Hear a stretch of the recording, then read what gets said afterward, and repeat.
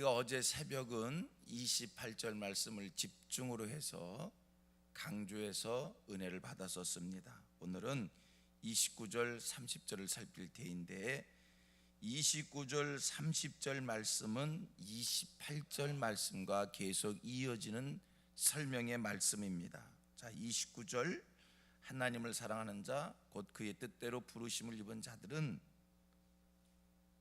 모든 것이 합력하여 선을 이루게 된다. 모든 것이 합력하여 선을 이루느니라. 이 말씀이 28절이에요. 그 다음에 그렇다면 하나님께서 왜 하나님이 부르신 자들, 하나님을 사랑하는 자들은 모든 것을 범사를 다 선을 이루도록 해주시는 거냐? 어떤 의미냐? 우리 하나님께서 당신의 택한 자들을 왜 친히 간섭하시느냐? 25절 26절 말씀은 또 이런 말씀이지요. 하나님의 택함을 받은 자들, 구원받은 자들, 그들을 위해서 성령 하나님이 친히 간구하여 주신다는 거예요. 자, 질문을 해봅니다. 왜 구원받은 자들, 택함 받은 자들은 성령 하나님께서 친히 간구하여 주시느냐? 왜 택함 받은 자들, 구원받은 자들은 하나님께서 그들의 삶을 간섭하셔서 모든 일들을 합력하여 선을 이루게 해 주시느냐라는 겁니다. 왜 그러시는 건가? 왜 그들의 삶을 간섭하시는 건가? 이유가 어디 있는가? 29절 30절의 그 말씀을, 그 이유를 설명해 주고 있는데요.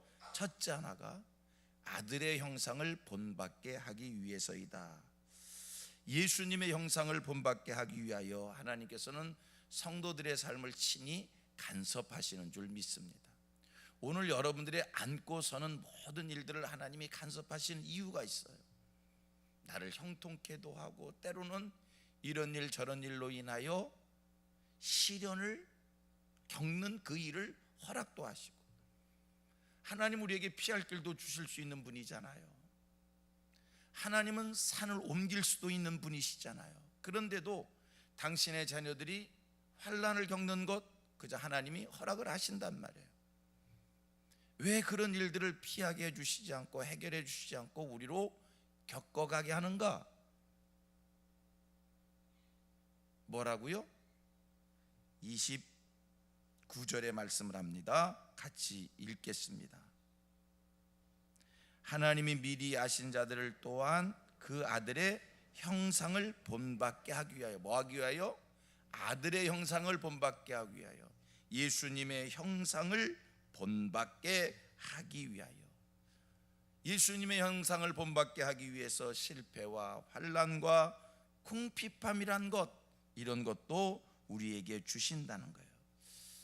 여러분, 이 말씀을 공감하십니까? 그러고 보니까 사실이 그래요. 교만하였던 사람이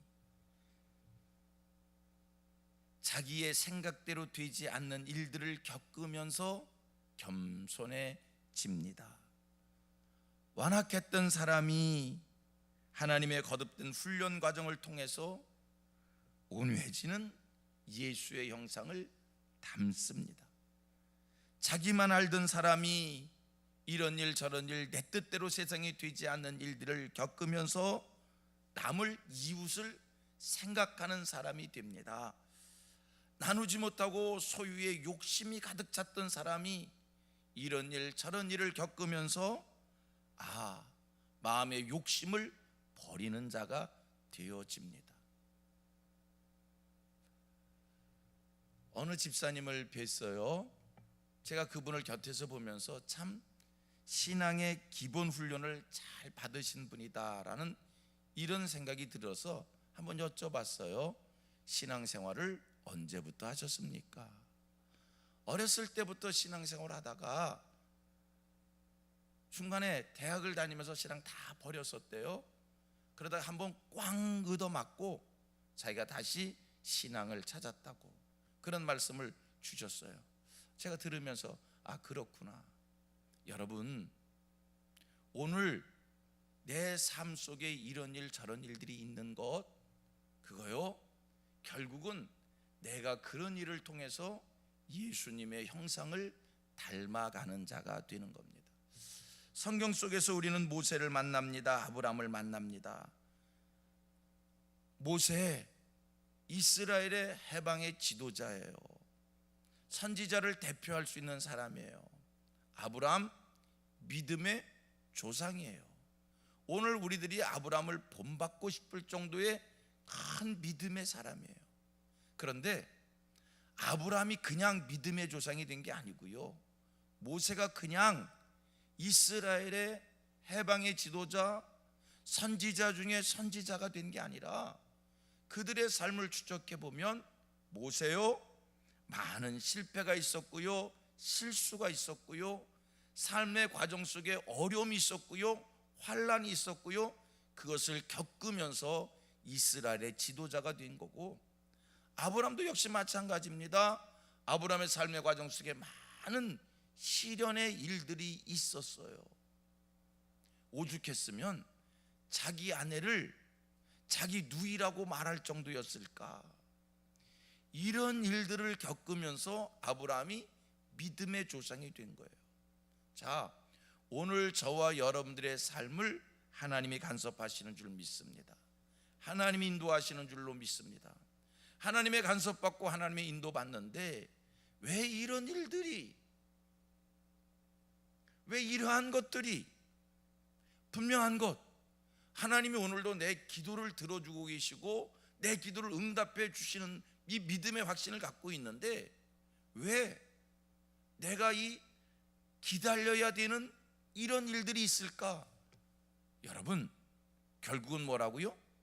그런 모든 과정들을 통해서 어떻게 한다고요? 예수님의 형상을 닮아가는 겁니다. 여러분 생각해 봅니다. 이 세상에서 가장 아름다운 것이 있다면, 가장 선한 것이 있다면 무엇이 선하고 무엇이 아름다운 것인가?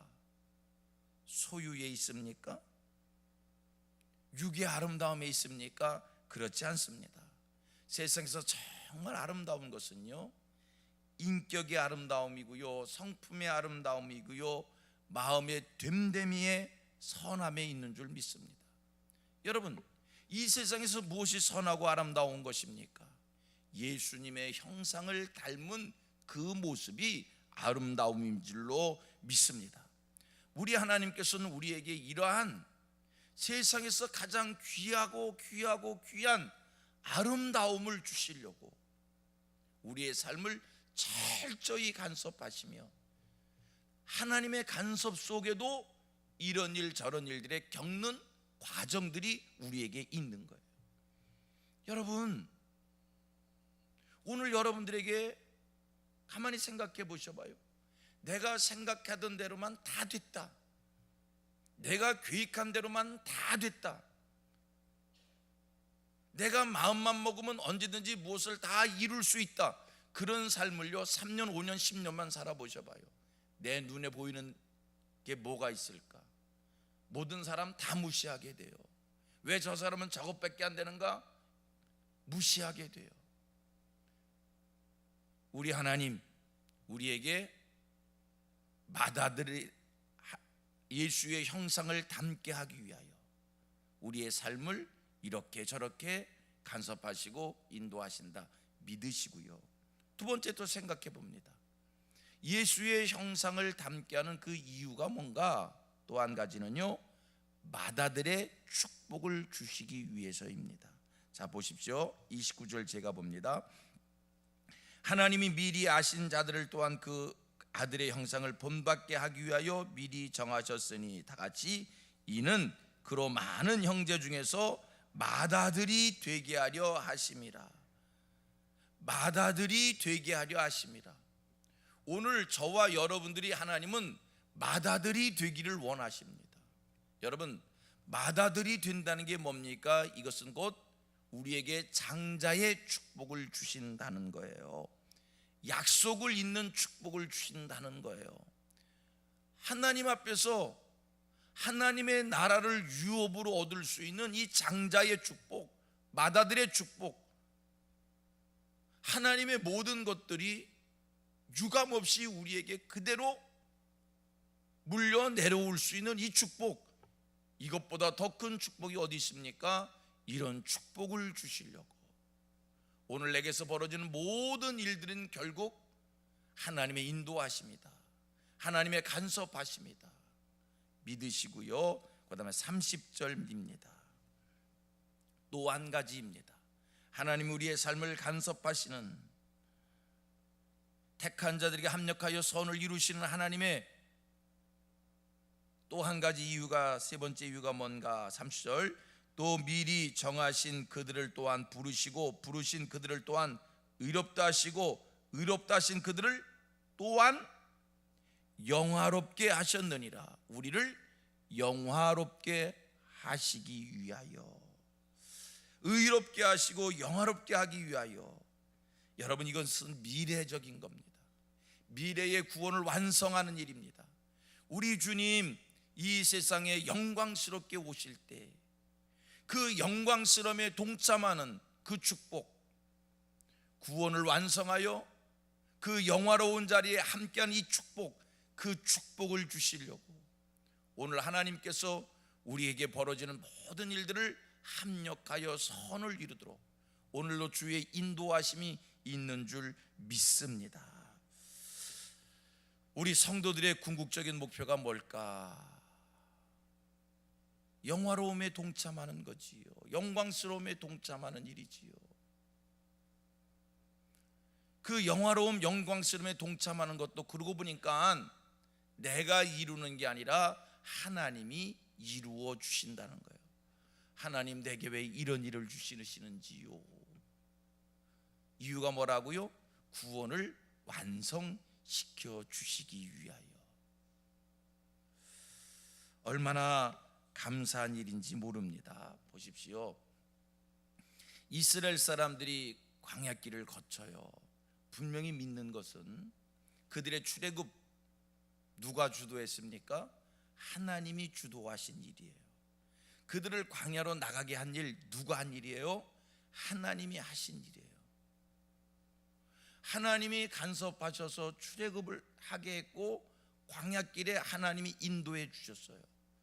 광야길에 들어간 그들의 삶이 편안했습니까? 형통했습니까? 아니면 시험과 시련의 연속이었습니까? 얼마나 많은 과정이 있었는지. 오죽했으면 광야길을 걷던 이스라엘 백성들이 하나같이 모세를 향하여 하나님을 원망하는 소리를 합니다. 애굽이 차라리 좋았다는 거예요. 우리를 애굽에 살도록 가만히 내버려 두지 왜 광야길로 데리고 나와서 먹을 것도 없게 하고 마실 것도 없게 하고 여기서 굶어 죽게 하는가? 그런 불평의 소리를 합니다. 광야길 누가 인도했어요? 하나님이 인도해서 들여보낸 길이에요. 그런데 여기에 시련이 있었어요. 고난이 있었어요. 견디기 힘든 과정의 일들이 있었어요. 왜 그러셨을까? 우리 하나님 그들에게 가나안의 축복을 주시려고. 결국은 그 광야길을 겪으면서 그들이 믿음의 장부가 됐다는 거예요. 믿음의 사람들이 됐다는 거예요. 하나님이 하시는 일을 똑똑히 보며 하나님이 하실 일들에 대해서 의심 없이 믿는 그 신앙의 사람들이 됐다는 거예요. 광야길이 그들을 그렇게 만든 겁니다. 보세요. 오늘 우리 삶의 과정 속에 이런 일 저런 일 있습니다. 세상이 내 생각대로만 되는 게 아니에요. 세상이 내가 원하는 대로만 되는 게 아니에요. 분명한 것, 내가 하나님 앞에 택함을 받은 자인데 왜 이런 일이 내게 있느냐는 거예요. 내가 권사고 내가 안수 집사고 내가 장로이고 내가 목사인데 왜 이런 일이 내게 있느냐는 거예요. 그거는 오늘 내가 무엇을 잘못해서가 아니라 우리에게 영화로움을 주시기 위하여, 우리를 영광스럽게 한 그 자리에 우리를 세워주시기 위하여 오늘 우리의 연단인 줄로 믿습니다. 우리를 견고케 하는 하나님의 일하심인 줄로 믿습니다. 말씀의 결론을 짓습니다. 세상 살아가면서 이런 일 저런 일 어려운 일이 왔을 때 낙심하지 마세요. 나를 향한 하나님의 사랑을 의심하지 마세요. 하나님이 이 일을 통해서 나를 예수의 형상 닮은 자 되게 하시는 거고, 이 일을 통해서 내게 맏아들의 축복을 주시는 것이고, 이 일을 통해서 결국에 나를 영화롭게 해주시는, 더 의롭게 해주시고 더 영화롭게 해주시는 그 자리에 나를 세우시기 위한 하나님의 과정이다, 하나님의 일하심이다, 그렇게 믿으시고요. 오늘도 신앙으로 인내하시기를 주님의 이름으로 축복합니다. 한번 이렇게 얘기해 볼까요? 여러분 1년만 편해 보셔봐요. 1년만 기도 제목 없어 보셔봐요. 새벽 예배 나오시겠어요? 하나님을 두려워하는 마음이 있겠어요? 이런 일 저런 일이 있으니까 내가 하나님 앞에서 이 끈 붙잡고 있는 거예요. 아멘, 아멘, 아멘. 제가 목회를 하면서 행복합니다. 감사한 목회를 합니다. 그러나 여러분, 제 목회가 늘 행복하고 늘 감사하고 늘 목회가 편안하면 제가 저를 생각해 봐요. 얼마나 교만할까? 얼마나 사람들을, 다른 목사들을 무시하면서 내가 목회를 할까? 과정 속에 기도의 제목들이 있고 이런 일 저런 일이 있으니까 날마다 하나님을 의지하고 나를 돌아보고 그냥 더 겸손해지기를 원하고 더 낮아지기를 원하고 더 섬기기를 원하고 더 하나님을 구하는 자세로 목회를 하는 거예요. 오늘 나의 과정은 나의 축복된 일이다, 믿음으로 받아들이시는 하늘 백성들 되어지기를 주님의 이름으로 축복합니다.